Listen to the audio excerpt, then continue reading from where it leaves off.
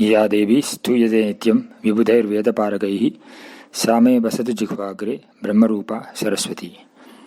नमामि नारायणपादपङ्कजं करोमि नारायणपूजनं सदा वदामि नारायणनामनिर्मलं स्मरामि Narayan तत्त्वमव्ययम्. Invoking the grace of Goddess Saraswati, Guru Ayappan, Mahaperiva and Guru Parampara, we are now entering into Dasakam 10 of Narayaneeyam. Before that, two or things I have to make some observations. In Dasakam 9 I said that is Bhagavata 3rd Skanda, chapter 8. Verses I said verses 16 to chapter 9. It's not verses 16 to chapter 9, it is verses 9 to verses 16. Repeating again, Bhagavata 3rd Skanda, chapter 8 or Adhyayam 8 and verses number 9 to 16 is summarized in the Dasaka 9. Now, in the Dasaka, in the 10th sloka of Dasaka 9, it was mentioned also that the Lord created all the three worlds, and also it was mentioned He also created various kinds of beings. Beings here should be understood there as Chara and Achara. Chara and Achara, the word used here is beings as the Praja, means it is referred as the living beings. So the Chara means the moving sentient beings. In the Achara also the plant kingdom. In the Chara comes the animals and the human beings, and the Achara living beings comes the plant kingdom, but both are sentient. The inert, it is not mentioned here, that should form part of the three worlds. And I would like to mention here also that when Bhattatribhad is making mention here he is referring here as Brahmaji created all the 3 worlds. 3 worlds basically comprise all 14 worlds. But we may find that there is a different narration given in Dasakam 5, Sloka 10, where he says, Chadurdasha Rupam Akritaha. He said that the Lord Himself created the 14 worlds from the Manda. In 7 also, that is in Dasakam 7, verse number 1, there it is mentioned, the Lord Himself manifested in the 14 worlds. The version expression is Jagadatmaka Jagat Rupena Jataha, where it is mentioned as manifest. In the earlier one it is mentioned as Kritaha. What is important, in both cases it mentioned that the Lord Himself created the 14 worlds. And in the Dasaka number 7 it is mentioned Lord manifested as Brahmaji in the Satyaloka. That's how it is, narration is given. But here it is given that the Brahmaji Himself created all the 14 worlds. The word uses created. Now, may I find that there is a apparent dichotomy or difference in presentation, but we should understand that whether it is Brahma or Jagat or Ishvara, Brahma also is an Amsa of Ishvara only. So whether the Ishvara created the 14 worlds or Brahma created the 14 worlds, it is only a matter of hair splitting. Ultimately, it is the creation, Brahma, who through Ishvara, we could see like that, Ishvara, Brahmaji through Ishvara created the 14 worlds. Of course, the 3 worlds are summarized as the 14 worlds here, that which I explained last time. This much needs to be noted here also. Now we are going to the Dasaka 10, verse 1. Vaikunta vardhita balota bhavat prasadad ambojayo nirasrjat kila jiva dehan stasnuni bhurukamayani tatha tirascham jatir manushya nivahanapi deva bhedan. Vaikunta vardhita balota bhavat prasadad ambhojayo nirasrjat kila jiva dehan stasnuni bhurukamayani tatha tirascham jatir manushya nivahanapi deva bhedan. Hey Vaikunta, Vaikunta means O Lord Vishnu, Bhavat Prasadat, by thy grace, Vardita Balaha, whose strength has increased, Amboja Yonihi, the lotus born Brahma, Ata Tan, Bhuruhamayani, which grow on the earth, Sthasnuni, the non-moving trees, etc. Tata Tirascham Jatim, as well as animals, birds, etc. That is 3x, we call them as 3x, no? Growing horizontally, as distinguished from man who grows vertically. Manushya Nivahan, human beings. Here Nivaha means collection. So collection of men means human beings, we can take it. Deva Bhedanapi, various divine beings also, Jiva Dehan, as bodies for the Jivas. Asrjata, Asrjat Kila, created, it is said.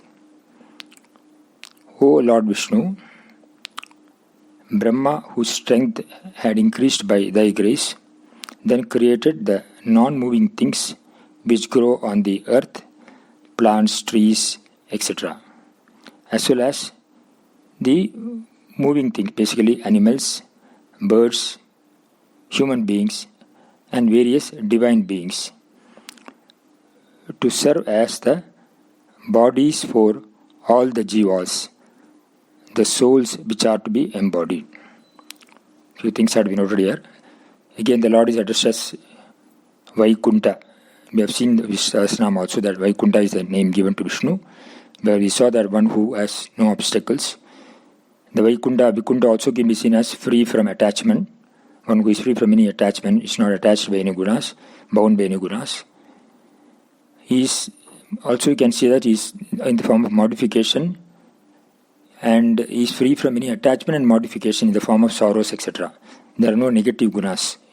So only Suguna, that way we can say as Vikunta, free from any modification.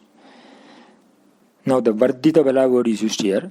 Vardita Bala means one who is endowed with the Icha Shakti, Kriya Shakti and Jnana Shakti. We can say like that. The Bala strength can be summarized into for creation into Icha Shakti, Kriya Shakti and Jnana Shakti. Jnana Shakti is the knowledge for creation. Icha Shakti is the desire for creation. And Kriya Shakti refers to the power, the action of creation, means the power required. So all the three things are required for creation. That's why Brahmaji is endowed with that power. That's how it has been mentioned, whose strength has been enhanced.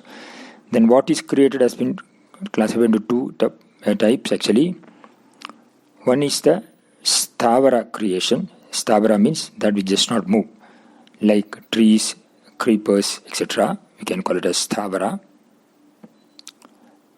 Then the Jangama creation, that is which is moving, under which comes the animals, birds, etc. And this also includes the human beings. And he has also said the Devas also. He says the Deva Bedanapi, means various divine beings. So we could see also the Devas also, it is mentioned here. Now one thing here is to be understood, that what Brahma has created is only as the bodies for all these jivas, the souls which are to be embodied. The soul, the jiva is not created by Brahma. It is anadi. And it is based on the karma the jivas take the form, take birth, according to their past karmas. What Brahmaji in this creation is talked about here is the embodies, the bodies which are necessary for jivas are the creations of the Brahma. That is needs to be understood very clearly, so there is no confusion about that. In fact, there is a mention about that. This fact is also in that jivas take birth according to their past karma in Kathopanishad also, which says Yoni manye prabhadyante sharirattvaya dehinaha sthanu manyenu samyanti yatha karma yatha shrutam. It says some souls enter the womb to get embodied, others go to the plants according to their karma and according to their knowledge. It means depending upon the karma. Here what we say, the prarabdha karma, which is the cause for creation, that the jiva assumes the form, various form. Maybe plant kingdom, or could be animals, or could be human beings, or even could be divine beings also, it is said. So it is fully depending on the karma. What is to be understood is that in the case of plant kingdom and animal kingdom, there is no free will available. So in that body, there is no further accumulation of karma. Whereas in the jiva sarira, there is the accumulation of karma because there is a free will available. So that difference also needs to be noted. So that is how it is to be, the other things to be seen. Now, At the Paramatma level, Brahman is one. But through Maya Shakti, we find creations emerges as many names and forms. This is how the Srishti Prakarana takes place. In fact, this Dasaka 10 is called Srishti Bheda Varnam, the variety of creation. So the variety of creation is nothing but in the forms of names and forms. All plants, animal, etc., are various bodies, names and forms attributed to the souls.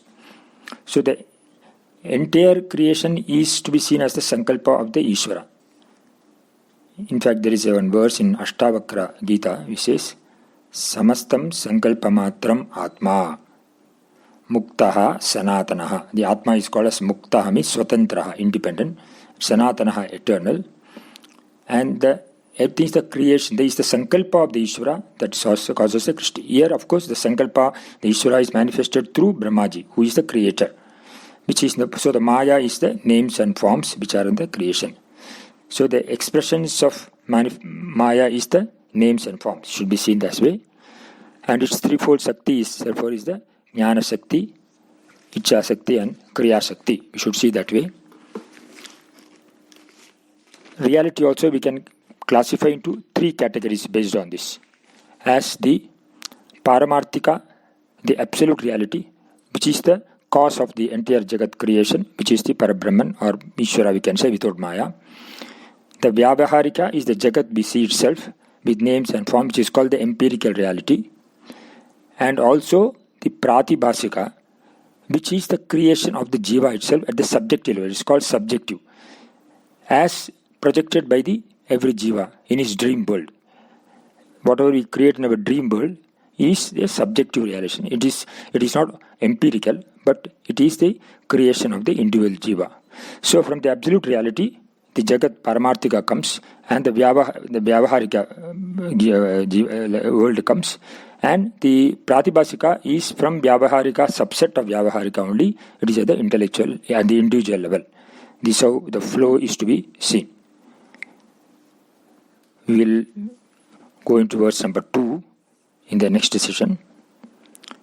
Bhave bhave yada bhaktihi padayostabhata jayate tata gurusha devesha natastam noida prabha nama sankirtanam yasya sarvabhava pranasanam pranamo dukkha samanaha tam namami harim param. Narayana Akila Guru Bhagavan Namaste. Hari Om. Ya Devi Stuyade Nityam Vibhudhair Veda Paragaihi Same Vasatu Jihvagre Brahma Rupa Saraswati. Namami Narayana Padapankajam Karumi Narayana Pujanam Sada Vadami Narayana Namadrimalam Smarami Narayana Tattvam. Invoking the grace of Goddess Saraswati, Guru Ayappan, Mahapariva and Guru Parampara. We are now on Dasakam 10 and completed verse number 1 in the last session. Before moving on to verse number 2, I would like to elaborate a little more also on verse number 1. It was mentioned that Brahma, by the strength and the grace of Ishvara, created the non-moving Chara and Achara. Both are sentient, which grow on the earth. Now, description was given in that verse also. In this connection, I would like to also recollect the verse given from Uddhava Gita, where Krishna advised to Uddhava. It was mentioned here also that the Lord created. The details were mentioned more vividly in this verse. He says, Srishta Purani Vividhanya Jayatma Shaktiya Vrikshan Saris Prisha Pasun Kaga Damsha Matsyan. The Srishti is like this. It says, Vrikshaha means the trees. Saris Prishan means the reptiles. Snake, chameleon, etc., which crawl. They are called Saris Prishan. Then he says, Pasun, the beasts, they walk on the ground. Whereas the Saris, the reptiles, move on the ground, crawls, whereas these beasts walk on the ground, Pashun, etc. Pashun means Pashun Ityadi, all the animals. Lion, everything comes under Pashun. Then Kagaha. Kagaha means the birds which fly. And Matsyana means the swimming ones. So those who swim on the sea, they are called Matsyan in that Varga. dolphin, etc. Then damshaha. Damshaha means insects. Insects means the biting or the stinking ones, like the wasp, mosquitoes, etc. In fact, it is indirectly mentioned somewhere that 80% of the total beings, that is the sentient beings, constituted by the damshaha itself, insects. So that's how the description is given. And thereafter, of course, along with that, the human beings were also created. And Ishvara was not happy with those creations of other beings, because they are all programmed creation. They didn't have the desire for moksha, desire to know oneself, because there is only the free will is only given to human being. So he created like that. The verse goes. I thought that would be more vivid. We should understand this. Another aspect is that he created all these divine beings as the bodies for all the jivas. The jivas are not the souls are not shifted, are not created. The bodies represents both the sukshma sarira, sthula sarira, gross, and the sukshma sarira also, like the mind, intellect, etc. also are combined here. Both these are varying according to the karmas of the jivas, the souls. It should be understood here that unlike the Darwin theory, which talked of evolution, that man evolved from the animal and then it became man. And then it was from animals, from birds, etc., from ants, etc., becoming there are two birds, monkey, and then from monkey became human being. So it was called as an evolution, Darwin's theory of evolution. But as per our Shastra, there is no the evolution. Even after taking the birth of a Manushya, human being, he can go back as an animal or as a reptile also, depending upon the karmas. That is why Krishna also said in Bhagavad Gita that when you think of me, you become what you think at the last moment, at the end of the life. If you think of me, you will be always with me. You will take a more divine human birth, or you will merge with me in the next birth. There is a famous story of Jadabharata where he said that at the end of his he was so attached to the deer that he forgot his tapas, and the next birth he took as the Jadabharata. Later, of course, he became realized person.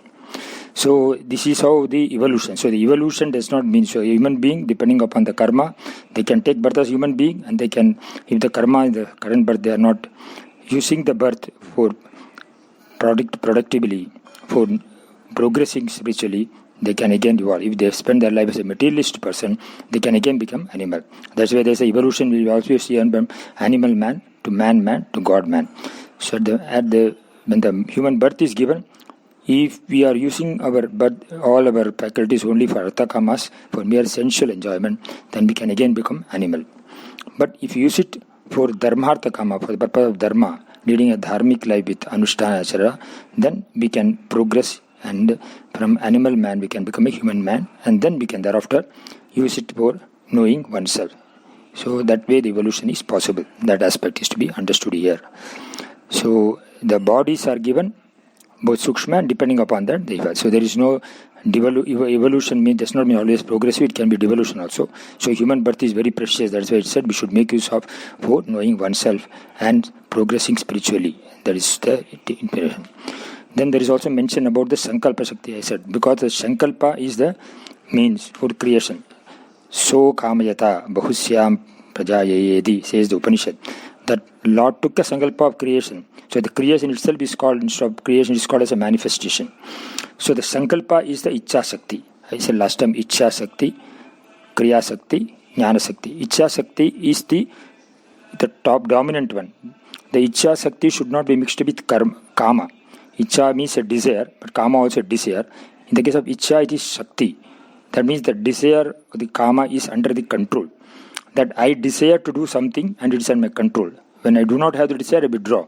When I have this kind of a power, then it is called Ichha. But when I am a slave of the senses, and the senses take me for a ride, then it becomes a mere Kama. And Kama takes me for a destruction. Kama, Sanjaya, Krodha, etc., as we vividly described. So here the Ichha is the Sankalpa of the Ishvara, and that's how the creation started.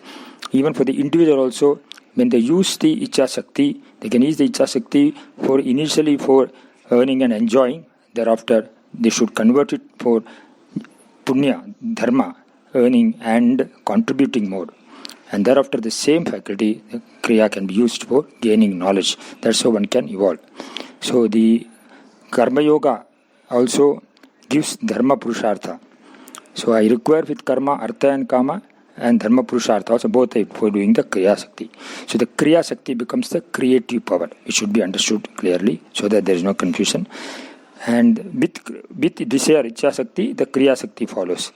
And with the help of Kriya Shakti, after I gain the Punya, and that Punya transforms the human being, transforming the quality of the desire, making it more refined, making me Atikari for gaining the knowledge. Ishvara Anugraha Deva Pumsam Advaita Vasana. There's a statement made in the Upanishad. So both this Ichha Shakti and Kriya Shakti ultimately becomes a useful instrument for Jnana Shakti. In the case of creation also, Brahmaji through the Ishvara Sankalpa Ishvara created the which for which he had the knowledge. With the knowledge he created the universe. That's how it is be seen in this context. And we talked about also the reality. I said the Vyavaharika, absolute reality is the Parabrahman, whereas Vyavaharika, at the Vyavaharika level, it is called the empirical reality, and the Pratibhashika, the subjective reality. Now, at the Vyavaharika level, the empirical reality, there is a creation called Jagat, that's what we see. Now, Jagat is, I see, therefore it is. So, this Jagat is a perception of one and all. It is not a creation of an individual. So, when I see a universe, then the universe is there, therefore I see. Whereas in the Pratibhashika, at the subjective level, the creation is mine. Like the example is given of a dream world I made in the last time. That is, it is therefore I see is the Vyavaharika level. Here it will be at the Pratibhashika level. I see therefore it is. I created the mountains and then I see that. Now, having said this, I can say that even at the Vyavaharika level, we can have what we call a subjective creation. Because we should understand that when I see an object, I always see through the mind. It is not only in seeing, even eyes also, even ear also. When I hear, I through the mind. For example, when I look at an object, I see a tree means the tree should come as a vritti, as a thought in my mind, and thereafter I see. Therefore, if in my thought, if there is a tree before, but in my thought there is an elephant, then even if the tree is there, I see elephant. That is what the subjective perception. Although empirically it is a tree, it is subjectively, it is an elephant. Therefore, I see an elephant. So that way I see the whole universe. And therefore my mind becomes very potential power for perception, for seeing, for hearing, etc. That is why all along the emphasis on saying how you use your mind. So even when we are sitting in the puja, our puja should be done with full awareness of Ishvara is there. If you miss the Ishvara, then what happens, even sitting for 8 hours or 9 hours, we don't realize, because our mind mechanically goes around the world. And where the mind is, there word our vision also is. So the whole aspect of puja becomes a mechanical act. So how many hours, how many minutes you think of Lord in the puja also, that counts for the effectiveness of the puja. That's what he said, that Lord also says in the Bhagavad Gita also, Mayyeva manadasva mayi buddhim niveshaya nivasishyasi mayyeva ata urdhvam na samshaya. One who mind thinks of me, my mind dwells in me. Mayyeva mana adasya, my buddhim niveshaya, the buddhi intellect rests on me. For such a person, ata urdhvam, param na samshaya, he will gains the moksha. Lord assures that. Therefore, the mind is a very important thing, that it can convert even the so-called vyabharika samsara into a pratibhadika, a subjective thing. And I must use my mind to see that this mind becomes an effective tool for spiritual evolution. So this must be understood here. Therefore, the aspect of reality, the Paramatman, absolute reality, there is no Srishti creation. But at the Vyavaharika and at the Pratibhashika level, there is a Srishti. Here the Srishti talked about is the Vyavaharika. But we should understand that mind can always, even in the waking state, even the Jagat, can perceive things subjectively, and for mind should be seen as a potential tool for evolution. And we should always ensure that the mind is under the control of the buddhi. And mind is not the slave of the senses. When the mind is the slave of the senses, even the same ichha, which is Shakti, becomes a kama, a desire. And then when you are under the hold of the desire, it becomes artha kama. And then the devolution starts. The purpose of human birth is lost totally. We should keep this in mind when we are pursuing our purushartha in life. We should always keep this leaves one's senses under the control of intellect, so that we do what the intellect says and keep dharma as a mind. I do something what is not because I like, not because of born of raga, but I do something because what I do is right. What I do is in accordance with dharma. That way the mind becomes more pure. So my subjective perception, so even when I do a puja, I must ensure that my awareness is only on the Lord while I do the puja. That the worldly things I should keep it in the auto mode, in the reflex mode, as it's called autopilot mode, they say. No? So when you are in the spiritually, we are doing an activity, our thoughts about the world should be at the back. The reflex mind takes over. Otherwise, there will not be any progress. This needs to be understood. I will continue on the verse number 2 in the next session. Bhave bhave yatha bhaktihi padayostava jayate tata kurushva devesha natastvam noita prabhu nama sankirtan yasya sarva bhava pranasanam pranamo dukkha samanaha tam namami harimparam. Narayana akila guru bhagavan namaste. Ya devi stuyade nityam vibhutair vedaparagaihi same vasadu jihvagre brahmarupa saraswati. Namami Narayana padapankajam karumi Narayana pujanam sada vadami Narayana namadharmalam smarami Narayana tattvam. Invoking the grace of Goddess Saraswati, Guru Ayappan, Mahaperiyava and Guru Parampara, we are now entering to verse number 2 of Dasakam number 10. Mityagrahasmi matiraga vikopa bhitihi ajnana vrittimiti panchabidam cha srishtva uddama tamasa padartha vidhana dunaha tene tvatiya charanasmaranam vishuddhyai.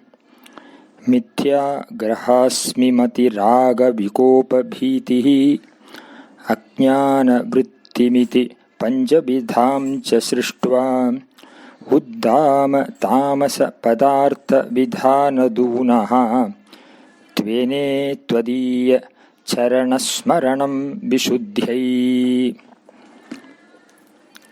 Saha, that is the Brahma, he Brahma, Mithya grahasmi matiraghavi kopabhitihi. We can split like this: Mithya graha asmi matihi ragaha vikopaha bhitihi cha. Mithya graha means wrong apprehension or misapprehension. Asmi matihi, ego. Ragaha, attachment.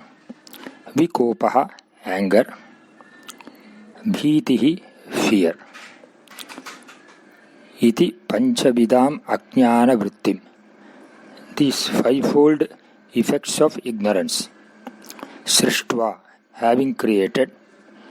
Uddama tamasa padartha vidhana dhunaha. Repenting for having created these extremely tamasic qualities. Vishuddhyai, for self-purification. Tvadiya charanasmaranam, contemplation of thy lotus feet. Tene, resorted to. Brahma, having created the fivefold effects of ignorance, namely wrong apprehension, that is looking upon the world as an absolute reality, egoism, attachment, anger and fear, repented for having created these extremely tamasic qualities, and for self-purification resorted to the contemplation of thy lotus feet. Very important and useful verse. So in the process of creation, now in this verse it is mentioned that certain negative qualities born of tamas or ignorance was created by Brahma. Classification is made under 5 categories. So the reference here is made about the wrong srishti. First is called Mithya Graha. We should understand that the basic effect is Mula Avidya. Mula Avidya is called ignorance of the Atma. Atma ajnanameva moola avidya. Self-ignorance is called moola avidya. There are two types of avidya. One is moola avidya or moola avidya. Second is called tula avidya. Moola avidya is Atma ajnanam. Tula avidya is anatma ajnanam. That is ignorance about the self. Resulting from that is called the non-apprehension. What we call is the ignorance about the anatma, the world. That is called as the wrong apprehension or misapprehension. Looking upon the world as an absolute reality. Normally, a non-apprehension leads to misapprehension. In Vedanta, example is given of a snake rope. Rope snake, that is Rajju Sarpanyaya. In mid-darkness, the rope appears to be snake. So the non-knowing that it is rope, it's called non-apprehension of the rope. And then mistaking it as the snake is the misapprehension. Similarly, not knowing my self-nature, the individual considers the world as Satyam. Actually, the Jagat is a component of absolute reality, unchanging reality, and changing unreality.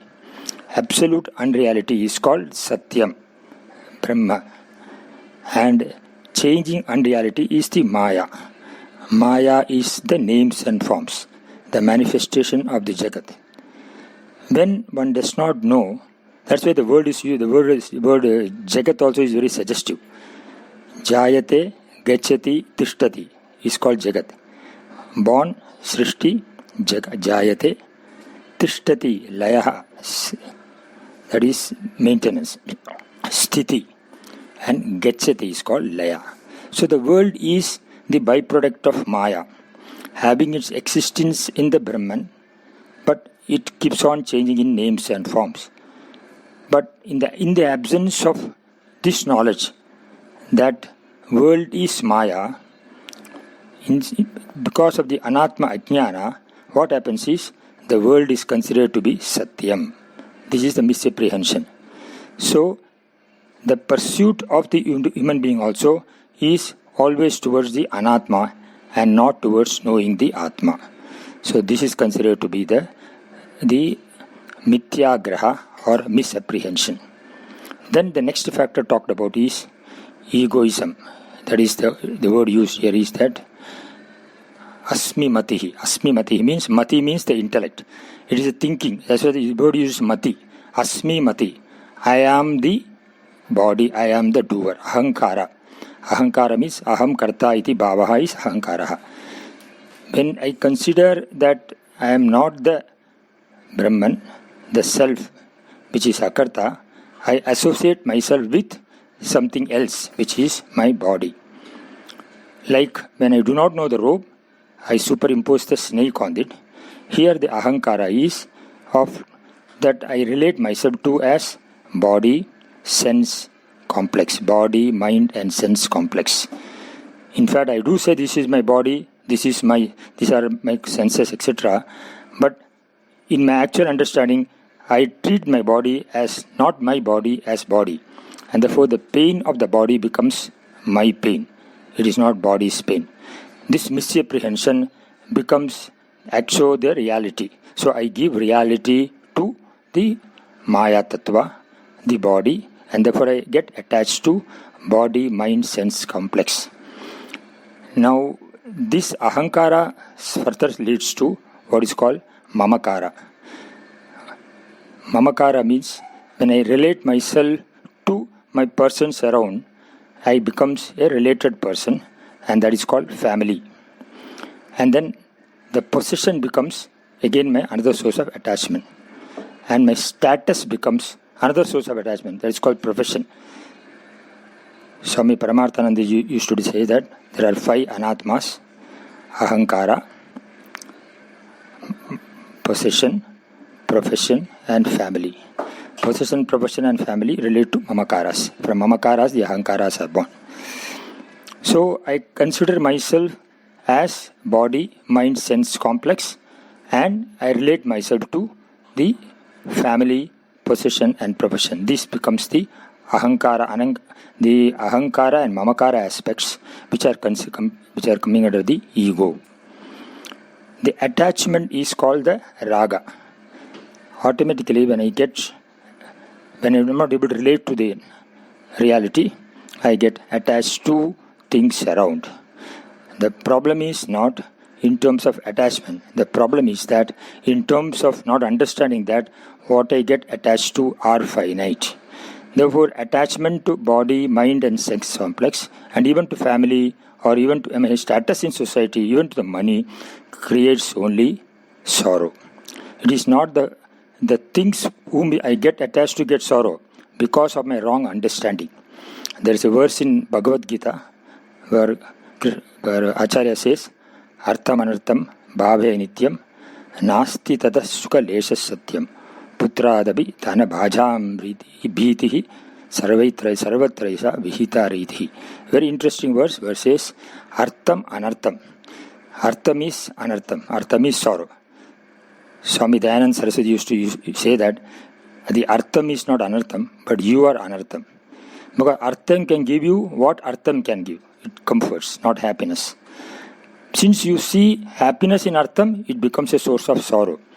So, material possessions can give you happiness, but can give you comfort, but cannot give you happiness. Why they cannot give you happiness? Because they are not finite. Then artham, when I possess, there is always a sense of losing. Therefore, I am bound to be unhappy. So, artham anartham means we have to understand that, relate myself to artham as saying that it is only a source of comforts and use the material things as a means for comforts but not for gaining happiness. It should be understood that way. Then my right understanding, then the artham doesn't becomes anartham for me. It should be interpreted that way so that I can be happy with things around, not relating, not getting attached to them. Anger is another dangerous emotion. The krodha is called the anger. The word used is vikopaha.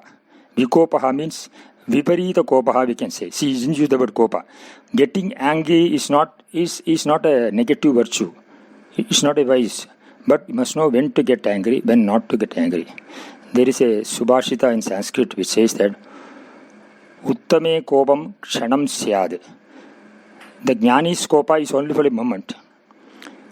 Madhyame kopam dve vinadikayam, for one muhurta. In the case of madhyama people, mediocre people, it lasts for one muhurta. One muhurta may be 48 minutes. Adame kopam ahoratram syad. In the case of adamas, the kopam lasts for one full day. And in the case of papishte, amaranantakam syad. The kopam lasts for lifetime. They are not able to forget, they are not to come out of the anger. So the getting angry for the right thing is not a vice, it is a virtue. We must know when. Like a father getting angry when the child does wrong. The husband gets angry when the wife does wrong. There is nothing wrong. But that kopam should not last for long. It is for correction, and then I inside me remains unattached. I am always smiling. And that kind of sense, when I do, then this kopam does not become a negative virtue for me. Otherwise, it is vikopaha. It's very interesting, the word used is vikopaha, not just kopaha. Then it says that when I have a desire, in Bhagavad Gita, Lord has said that kamat sanjayate kropaha. When a desire is not fulfilled, it results in kopa, anger. Anger towards whom? Anger towards the person who obstructed my desire. And if the person who obstructed my desire, I have no control over him, he is more Shaktiman, then what happens? The same thing transforms into what you call frustration or depression, because I am helpless. So karma can lead to either anger or helplessness or frustration, etc. So that is the fourth one he talked about, the fear. And the bhitihi, vikopaha, attachment, anger and fear. The fifth thing is talked about. These five things are called the negative qualities. These negative qualities causes sorrow. So Brahmaji also, in this creation, when he created initially, he found that he has created the extremely tamasic qualities. You must understand that tamas is the byproduct of ignorance. Sattvam is knowledge, tamas is ignorance. So because the byproduct of ignorance is these fivefold things, all this egoism, misapprehension, attachment, anger, fear, etc. And therefore he repented, and then he sought the refuge of Lord for self-purification. And then he resorted to the creation. Here the state of surrender is talked about as the surrender at the lotus feet. Contemplation of the lotus feet means what? Surrender at the feet of Lord for getting His grace for doing the creation. I will continue more in the next session. Time is running out. Bhave bhave yata bhaktihi padayostava jayade tata kurushva devesha natastvam no yata prabhu nama sankirtanam yasya sarvabhava pranasanam pranamo dukkha samanaha tam namami harim param. Narayana akila guru bhagavan namaste. Hari Om. Ya Devi stuyade nityam vibudhair veda paragaihi same vasadu jihvagre brahmarupa saraswati.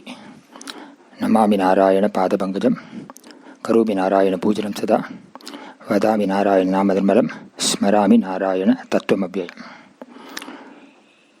Invoking the grace of Goddess Saraswati, Guru Vairappan, Mahaperiyava and Guru Parampara, we are now continuing our discussion on verse number 2 of Dasakam number 10. I would like to elaborate on a few more points here to make things more clear. It was mentioned in that verse that born of ignorance means stula avidya, atma ajnanam, the person gets into fivefold effects which causes klesa or dukkham or sorrow. And the fivefold effects were called first as the mityagraha. Mityagraha means the misapprehension, which is called tula avidya. When Atma is not known, then Anatma also is Anatma is taken as Atma. That is called Anatma Ajnanam. Anatma Ajnanam is called Tula Vidya. Atma Ajnanam is called Mula Vidya, which I said earlier. And therefore, this wrong apprehension causes the Ahankara Buddhi, attachment, anger and fear. That's how it has been described here. About this Ahankara is twofold, I said lastly. Ahankara is towards the body and Ahankara towards the mind and senses. This is proximate. This is related to me itself. It is not away from me.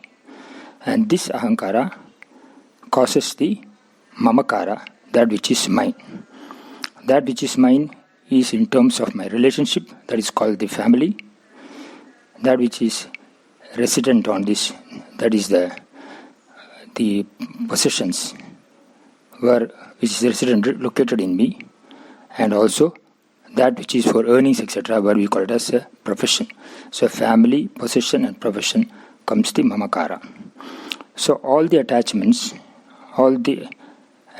towards which I have are coming under Ahankara and Mamakara. This usually is broadly under the 5 category: attachment towards body, attachment to my relation to mind and senses, and relationship with my family, relationship with the profession or my status in the society, and my relationship with the wealth. These are the attachments which can cause problem to me. Now, what is mentioned about here is this egoism. We should understand that egoism creates problem only when there is ignorance about myself. Here I would like to mention one more thing. The truth about us is that every individual is a team consisting of two, Atma and Anatma. Atma is the changeless reality and Anatma is the changing unreality, which we call as Maya or Mithya. Now, pure consciousness or Anatma cannot be a knower by itself. Atma as a member of a knowing team is called Sakshi, and Anatma as a member of a knowing team is called Pramata. For doing transaction in the world, which is called Vyavaharikam, Anatma is required, because Atma is only a Sakshi.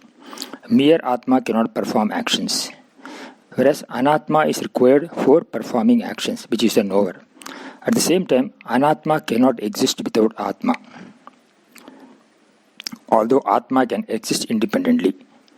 But Atma cannot be used for empirical transactions. World, it is not an empirical reality, it's only a Paramarthika Satyam.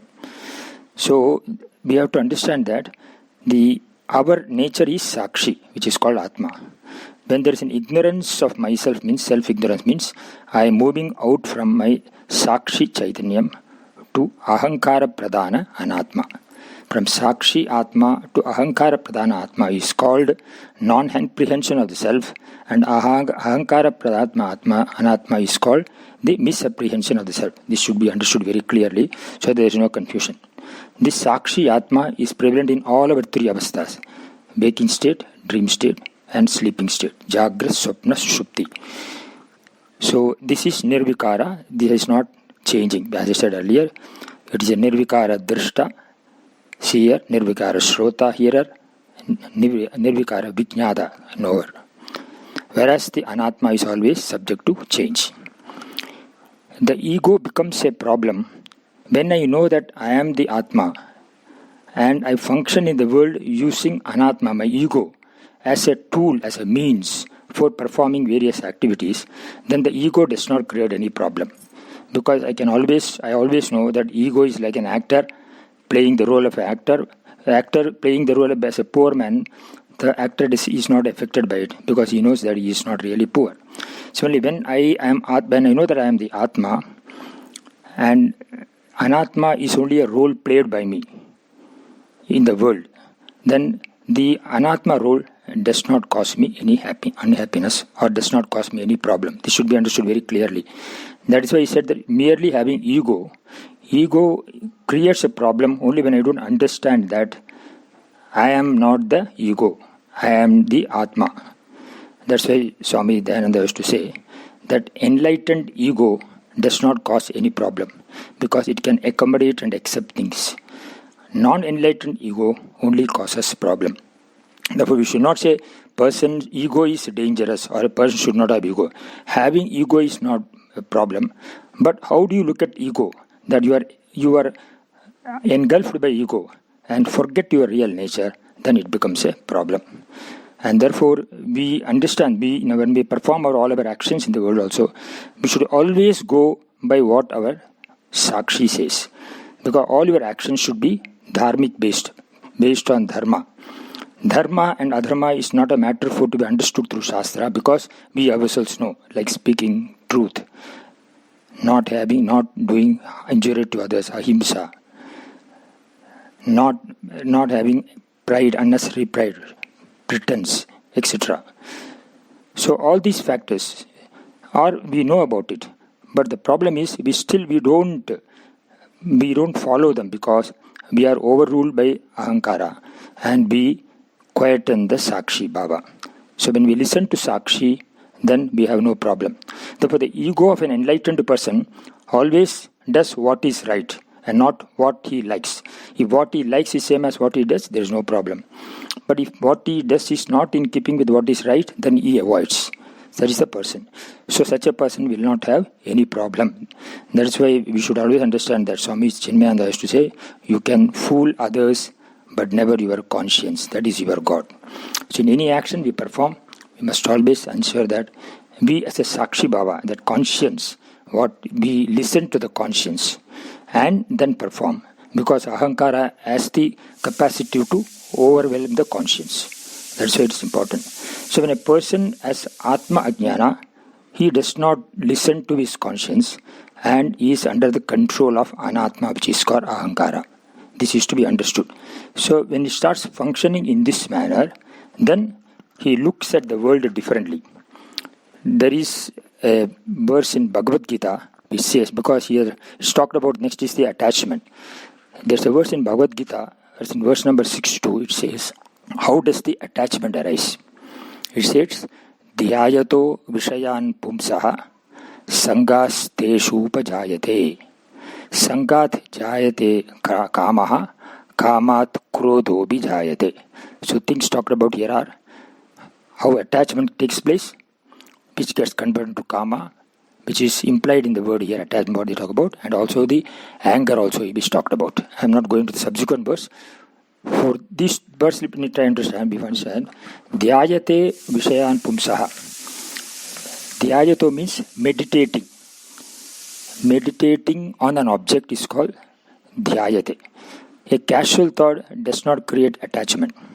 But when the same thought repeats in my mind and makes me go look into it again and again and affects my thinking process, then that becomes an attachment. In fact, that gets converted into a desire. Desire is of three types. One is called priya, means I just like an object. Object here means inert objects as well as the person, sentient also. Even persons come to the object. Priya. And then there's a desire to possess, which is called moda. And then desire to possess, desire to own, etc. And then experience, desire to experience. That means have it, own it and enjoy it. That is called, the enjoyment experience is called pramoda. Priya, moda and pramoda. The mere desire, just I like the object, I like to see the object, is like one does a window shopping. A window shopping does not create any problem. It's just a mere desire. I like it, and I go away. It does not come repeatedly in my mind. That doesn't create any problem. So that is not causing attachment. But the moda and pramoda, the desire to possess and the desire to experience, is born of attachment. The attachment comes because, how do we look at it that it is attached? That without it I am unhappy. With it I am happy. If I cannot live without that, means this is attached.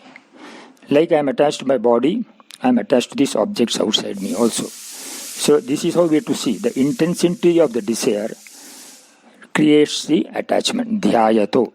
Dhyayata means meditation.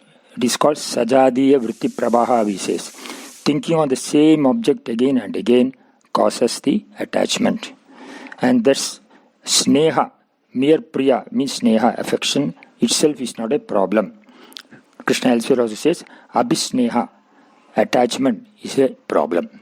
Because the object does not has any problem. Because same object can be looked at by another person in different manner. It does not cause any attachment to me. The problem is with me, the seer of that object, where I develop an attachment because of my peculiar thinking process.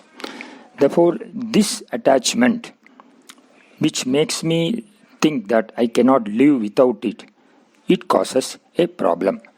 This problem is called, this problem makes me unhappy. This makes me unhappy. And the intensity with which I desire is what determines my anger. If there is no expectation with reference to a desire, then there will be no anger. So mere attachment, mere desire does not create anger. When there is an expectation, it creates an anger. That is why it says, kamat sanjayate krodaha. From kama, desire, from kama comes the desire, comes the anger. Anger is born. When is the anger born? When there is no expectation, there is no anger. So, but suppose you want someone to do something for you and the person does not do it. If you know that he or she might not do it, then there is no anger. But if you expect the person to do it, you will be definitely angry when it is not done. Even if the anger is not expressed, anger born is born. So the intensity with which you desire something is what determines the magnitude of your anger. It's not the object itself. If your desire is such that it does not matter to you whether or it not is fulfilled, then the anger will not be there at all. Or if it is, it will amount to very little. Therefore, when we desire, we have to ensure that we do not have any expectations upon it. So kama becomes a krodha only when there is an expectation born which is in line with this, with our desire. Then it causes the problem. If you expect the person to behave in a certain way and he or she does not behave in that manner, then the person will definitely be the target of your anger, obviously. So anger is always to the other person or towards the obstruction of the fulfillment of a desire, which I mentioned. So this anger causes again sorrow, makes the person's life miserable. So attachment is born because of thinking of an object, dhyayate vishyan pumsaha, which converts into desire, and that desire, when not fulfilled, because it has got expectation, it gets converted into anger. Then comes the last thing which talked about is the fear. The fear rises because there is always a sense of feeling of insecurity with what I possess. Inherent feeling of insecurity causes fear. Even when I own an object, but there is a fear of losing it. Either the object itself is subject to vikaras. One or the other day, the object gets destroyed by itself. There is a shad vikara they talk about.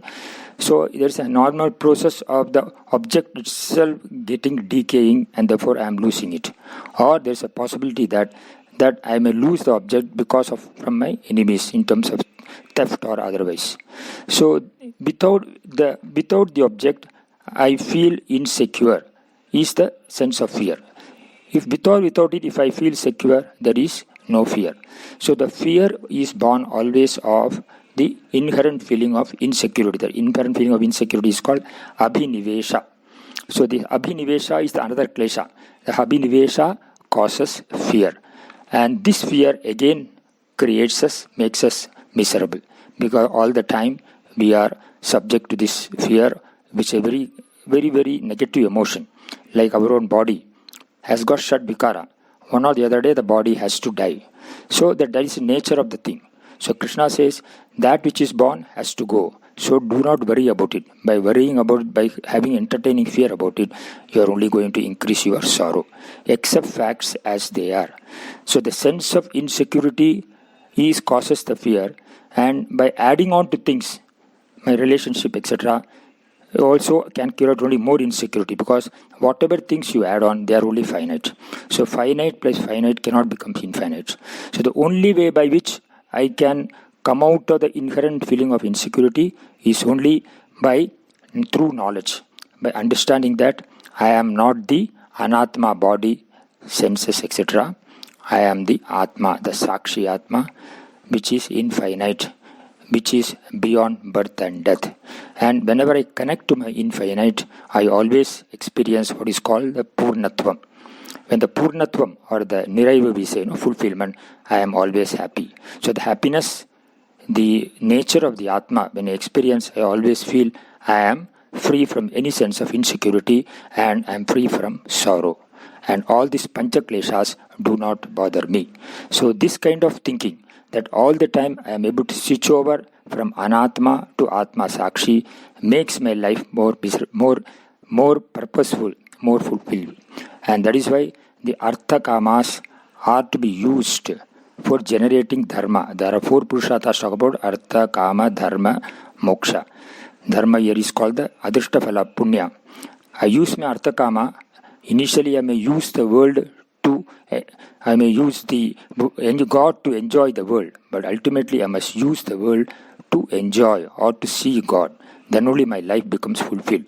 So that 4th purushartha, which is called moksha, makes me realize that I am the one with the Ishvara, that I am able to realize the higher purushartha called freedom from bondage, freedom from samsara.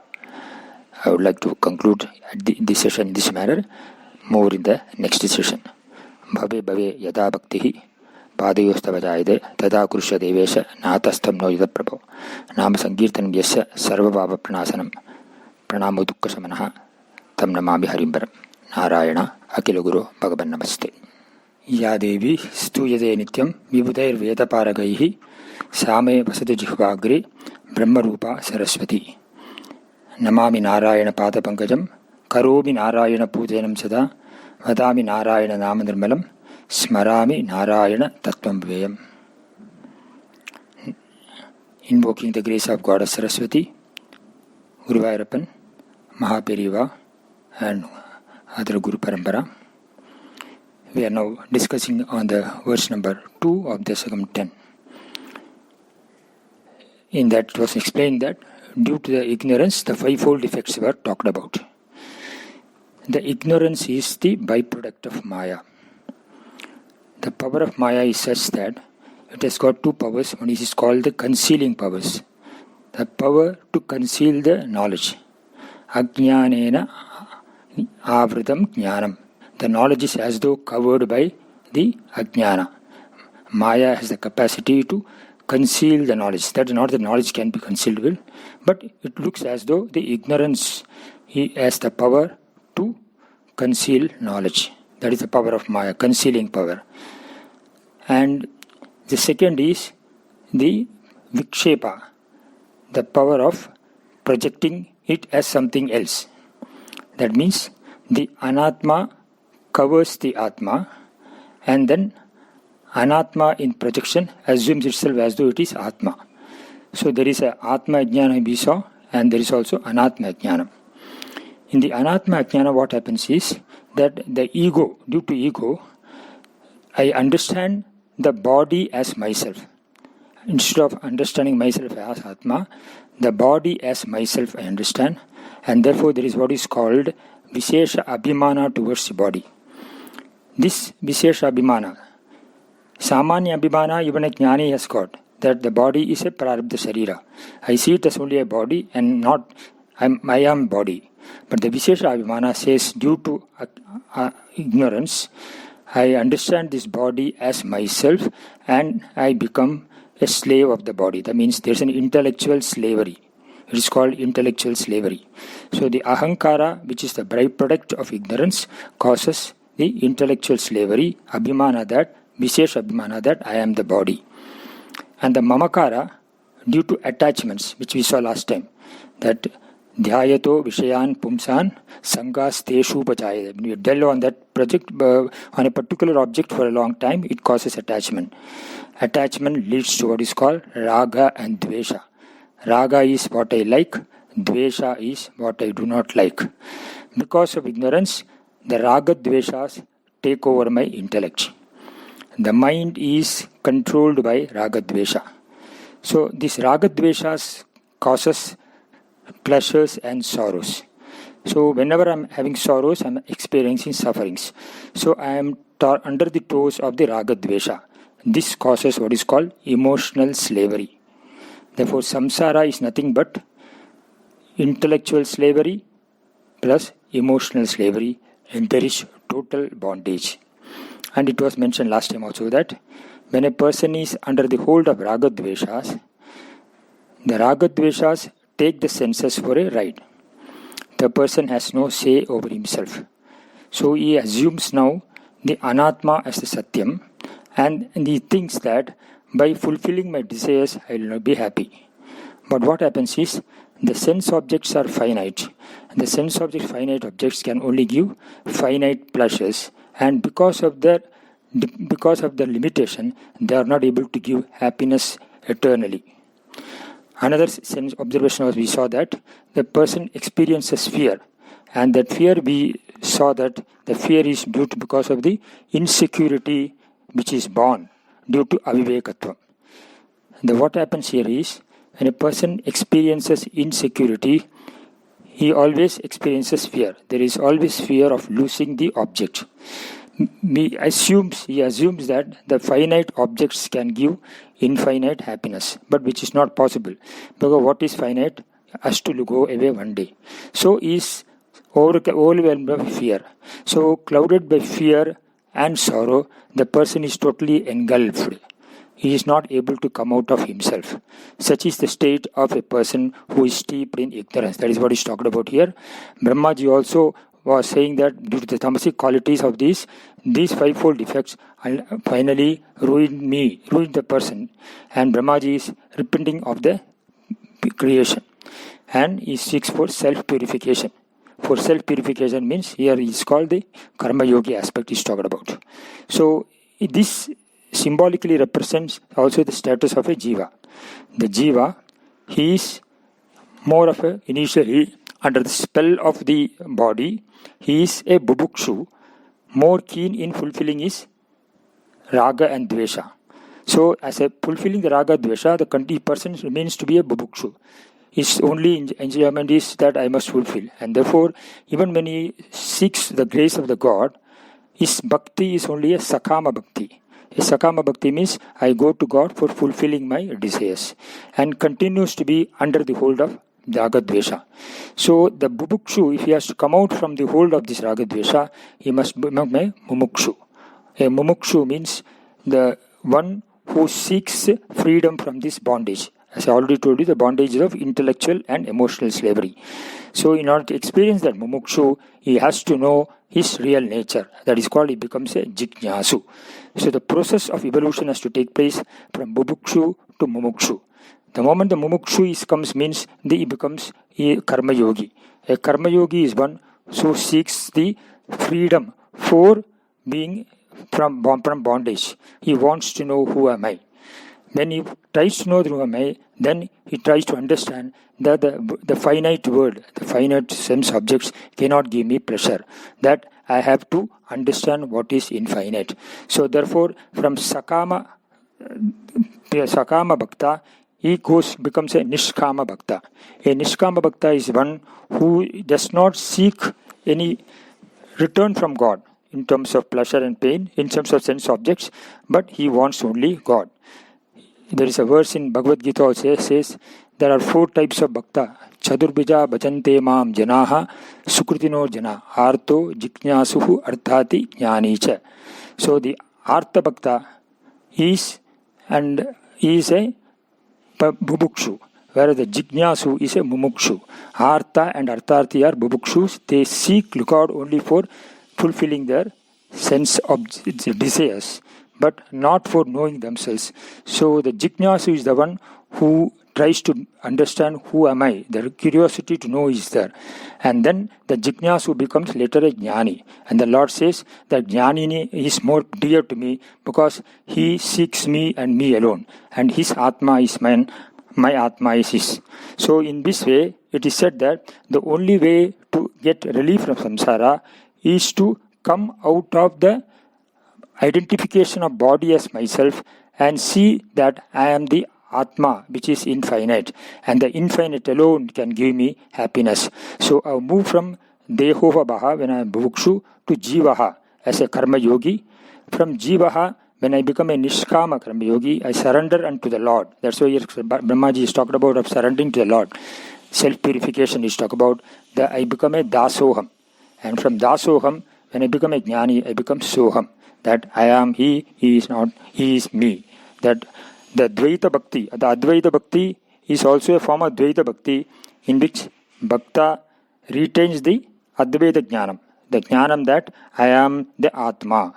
So although he expresses gratitude to the Lord, and the Artha and Artharthi Bhaktis are all Sakama Bhaktis, dominated by or instigated by Raga Dvesha, it is incompatible with Karma Yoga. It only perpetuates the emotional samsara, whereas Jignasu Bhakti or Nishkam Bhakti is required for spiritual growth, the path of Karma Yoga. And this, in this he says, I need not, O Lord, I need not conform to my Raga Dvesha, but I conform to law of karma. That way, my will overpowers Raga Dvesha in Nishkama Bhakti, and which causes Vairagyam. Vairagyam is detachment from worldly things. And then I attain emotional freedom and attains the twofold prasada, that everything is gift from the God. And the second is mental tranquility, samatvam.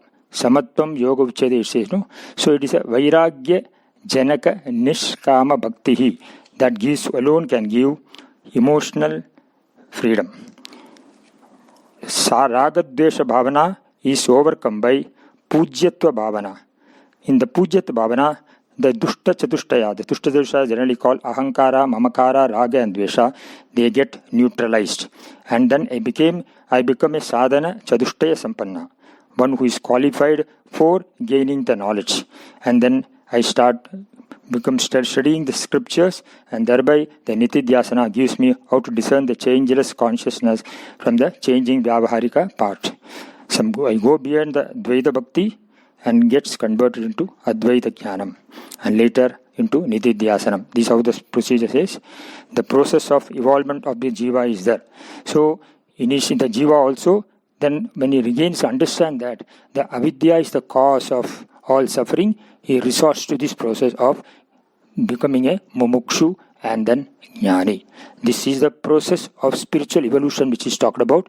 So in this also it is talked about that, saying that Brahma laments the creation. Brahma laments the means it is also the repentance of the jiva also.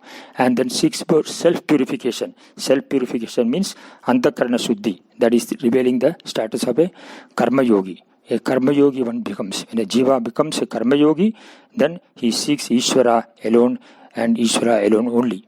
We should always understand that whenever we should see that an infinite thing cannot give infinite happiness, because finite thing always has got a limitation. And therefore, I am not interested in fulfilling my desires.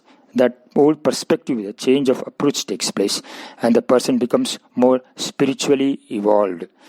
When last time I mentioned that artham, anartham. Anartham means we normally consider it's a danger. But artham is not anartham, that I am the anartham, because I try to see something in one which is not there. For example, in artham, it gives only comfort. It cannot give me happiness. For example, when I try to see through eye, I can only see through the eye. I cannot hear through the eye. Therefore, when I try to hear through the eye, it becomes an anartham for me. Na arthyade. Therefore, since I do not see that I am using the seeing for seeing, I have no problem with the eye.